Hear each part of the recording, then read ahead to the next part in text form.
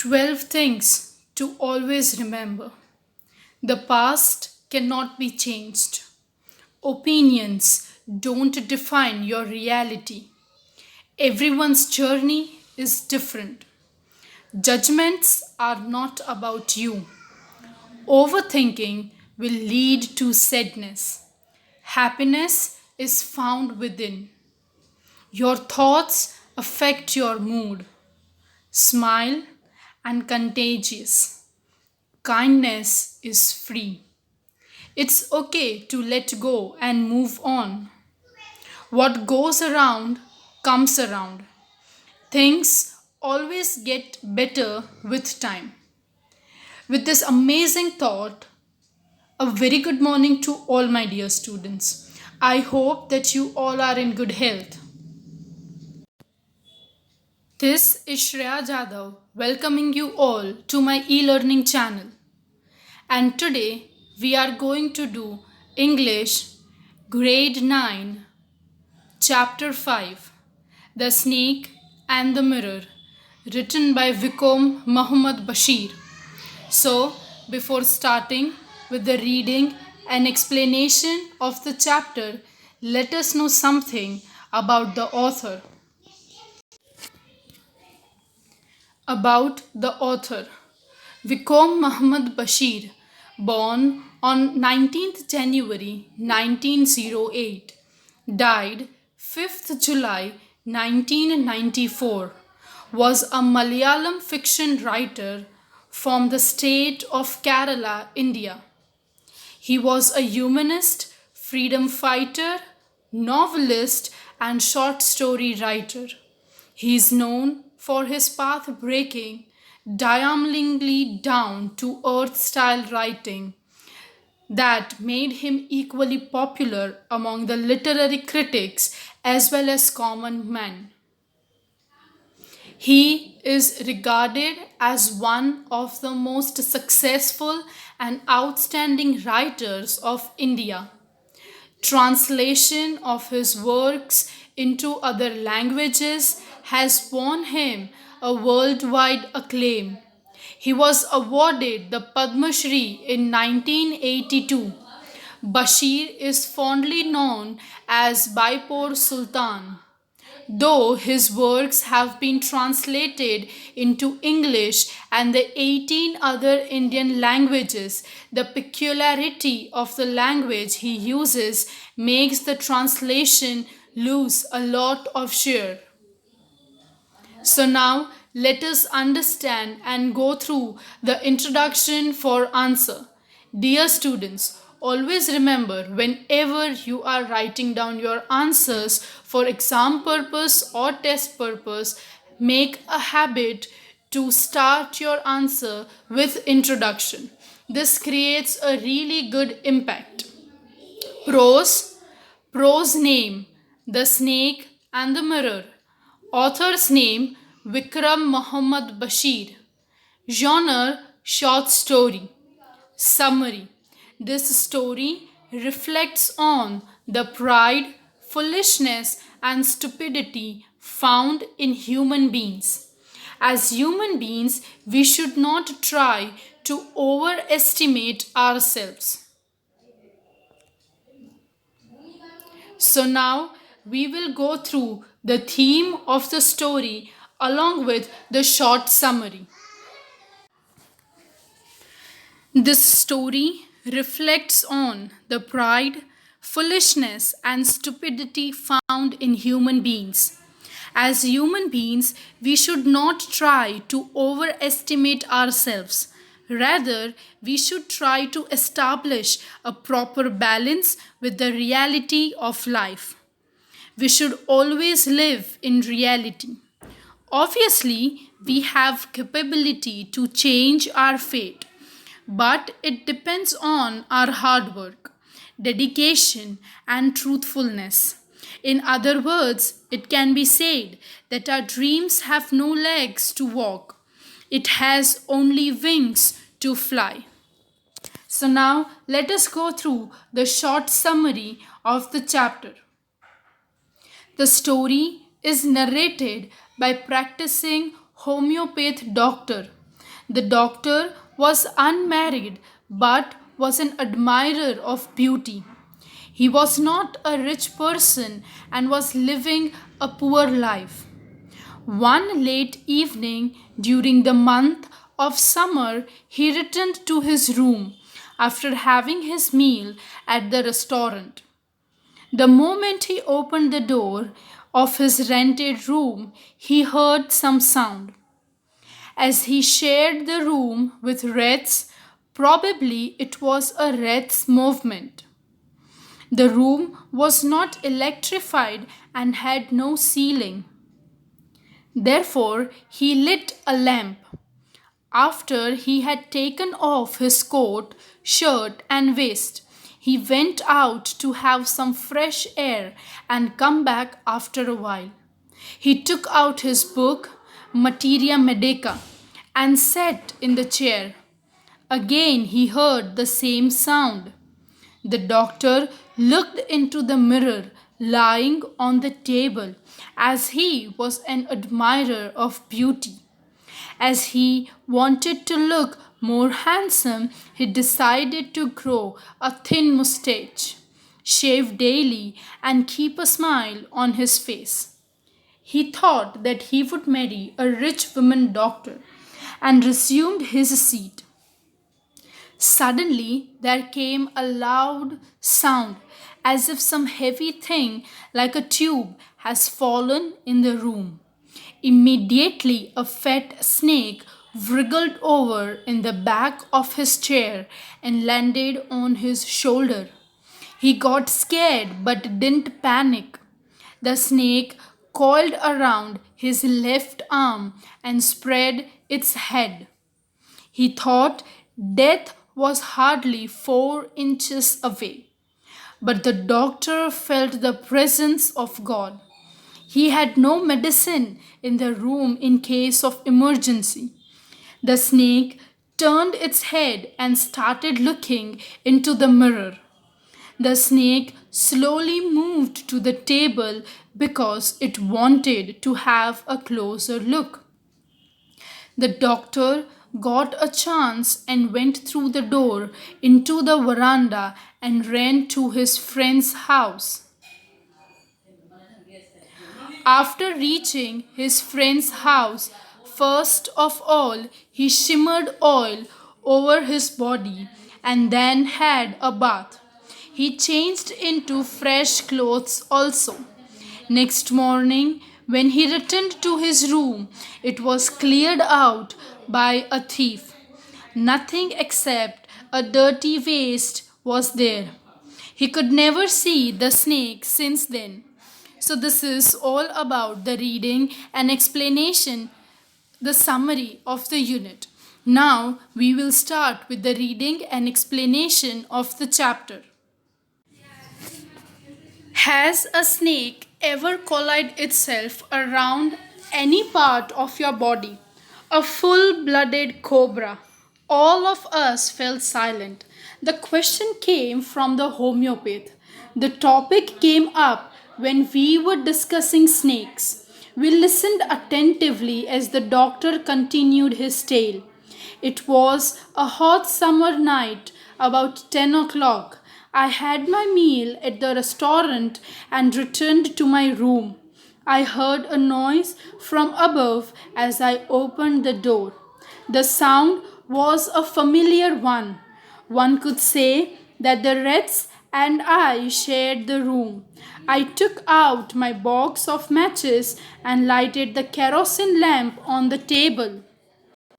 So, over here, the writer is starting up with a snake who has had an incident. So we are talking about a homeopath doctor and he is giving his own experience, that what eventually he felt when he had an encounter with a full-blooded cobra.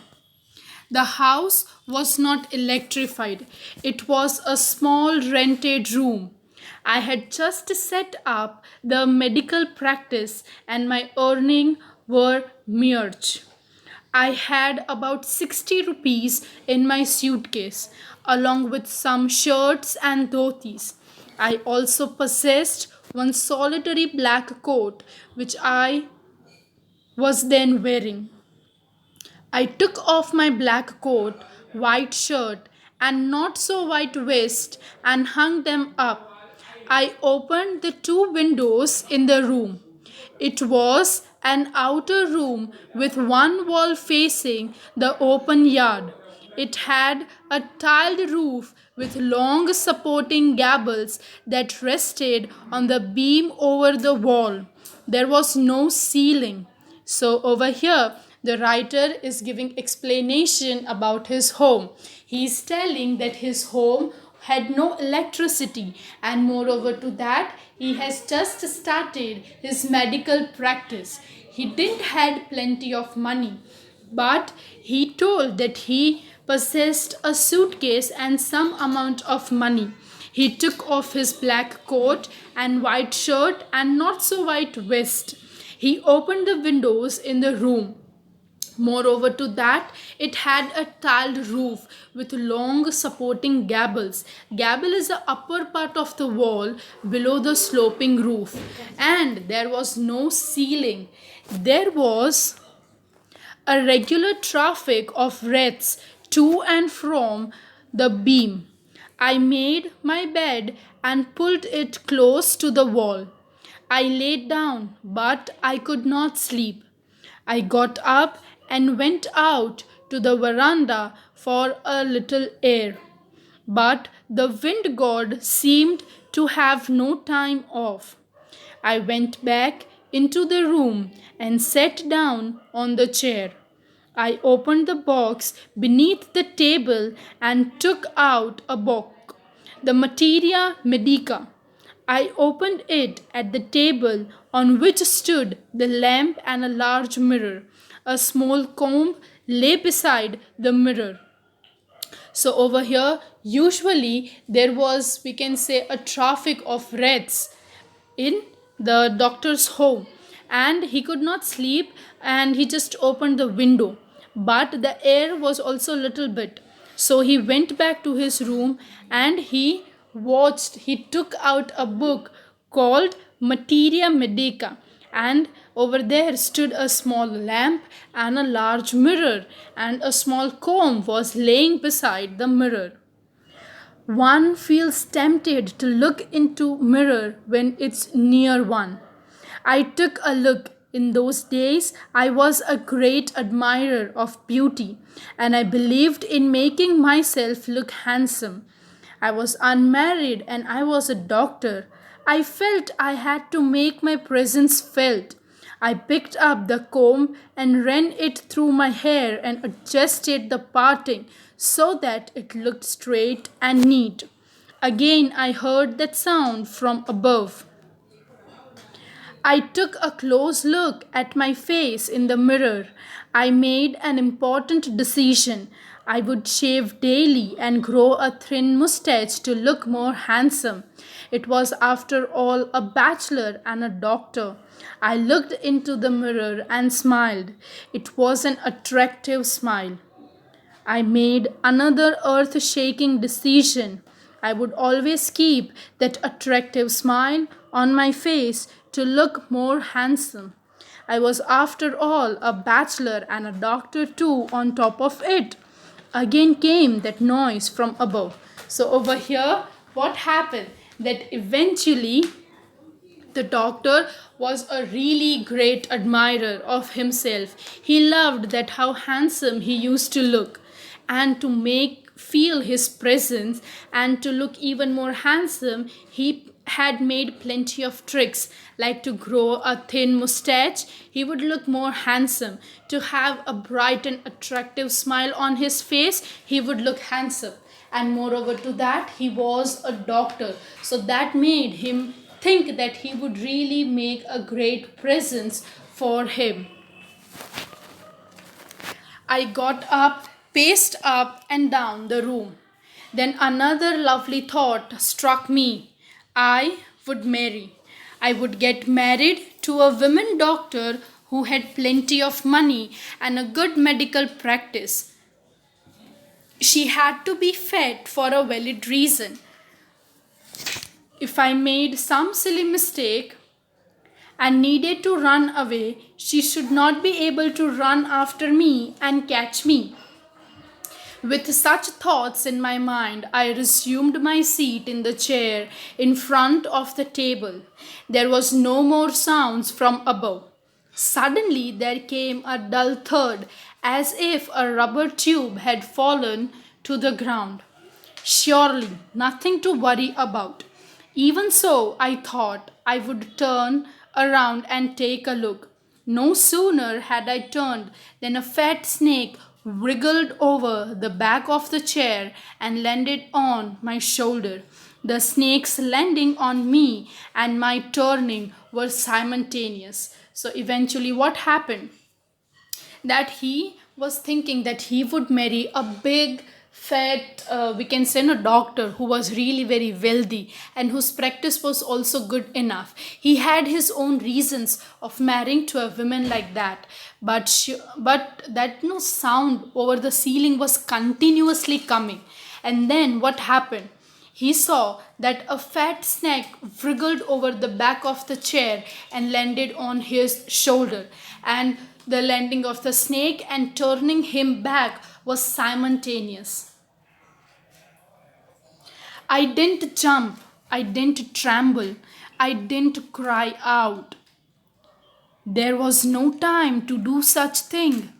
The snake slithered along my shoulder and coiled around my left arm above the elbow. The hood was spread out and its head was hardly 3 or 4 inches from my face. I could not be correct to say merely that I sat there holding my breath. I was turned to stone. But my mind was very active. The door opened into the darkness. The room was surrounded by darkness. In the light of the lamp, I sat there like a stone image in the flesh. I felt then the great presence of the creator of this world and this universe. God was there. Suppose I said something and he did not like it. I tried in my imagination to write in bright letters outside my little heart the words, "Oh God."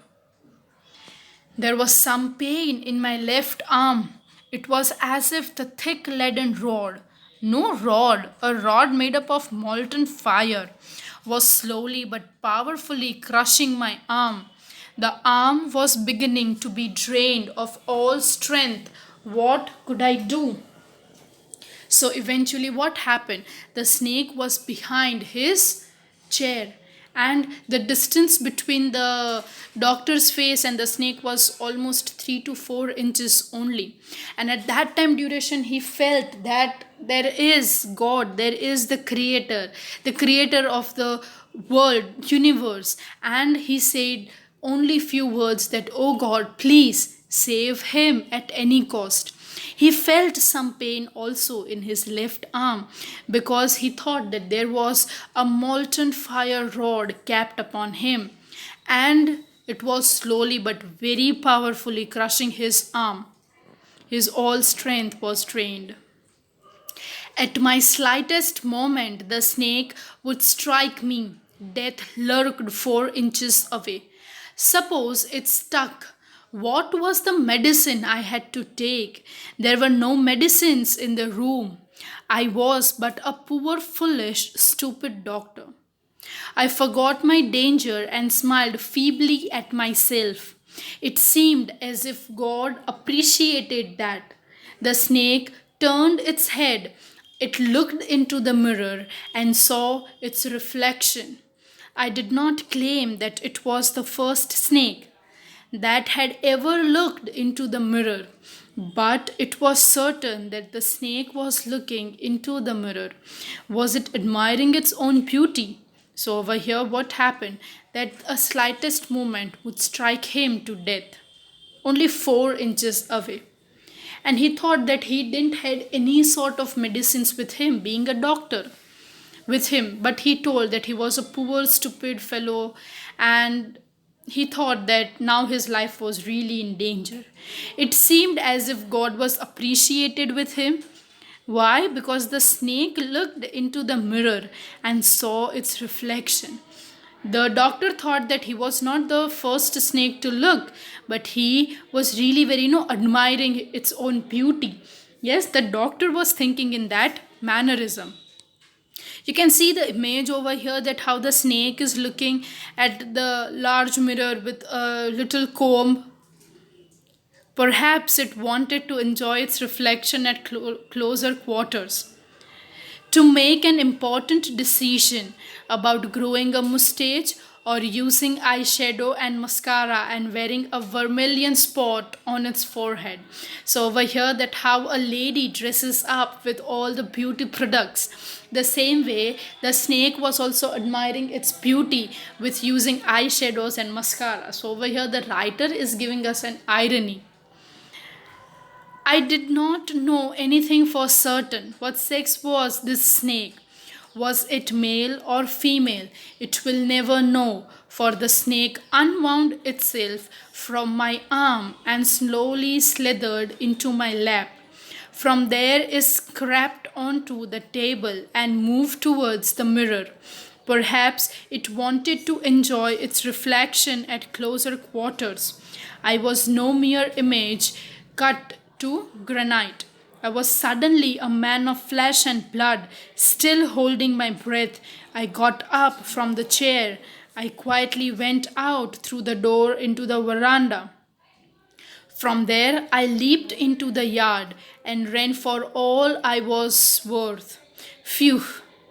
Each of us heaved a sigh of relief. Somebody asked, Doctor, is your wife very fat? No, the doctor said. God willed otherwise. My life companion is a thin, ready person with a gift of a sprinter. Someone else asked, Doctor, when you ran, did the snake follow you? The doctor replied, I ran and ran till I reached my friend's house. Immediately I smeared oil all over myself and took a bath. I changed into fresh clothes. The next morning at about 8:30 I took my friend and one or two others to my room to remove my things from there. But we found we had a little to carry. Some thief had removed most of my things. The room had been cleared out. But not really. The thief had left behind one thing as a final insult. So eventually, what happened? The snake was continuously looking at the mirror. So the doctor was at relief and he thought that now finally he was saved. So one of the student is asking him, that is your wife really fat? The doctor is replying that no, she is really thin and she is like a sprinter.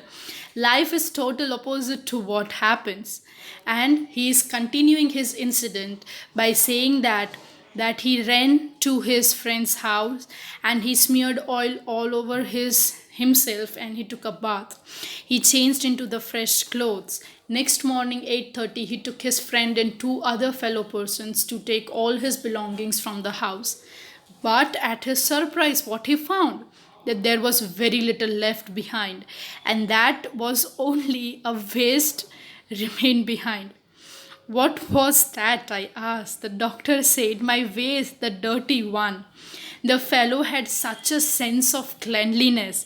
The rascal could have taken it and used it after washing with soap and water. Did you see the snake the next day, doctor? The doctor laughed. I have never seen it since. It was a snake which was taken with its own beauty. So, what happened? That the doctor is telling that the thief was also having a keen sense of cleanliness with him. He also thought that I should not take such rubbish with him. The doctor is addressing him with a rascal because he was a very tidy fellow.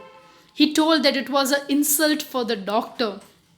And moreover to that, he thought that no, he should take it, the waste with him, and he would wash it with a soap and water, and next day it would be ready for him to wear. And the other person is asking that have you seen the snake the very next day? The doctor laughed out loud and he said that never since that incident he had ever seen a snake. And moreover to that, the snake was taken by his beauty. So this is a beautiful short story written by Vikram Muhammad Bashir, translated from the Malayalam by V. Abdullah. So this is all about the reading and explanation of the chapter. I hope that all of you have understood it. Thank you for watching and have a nice day. If you still find any doubt or queries, you can comment down in the comment section below. Thank you everyone and have a great day.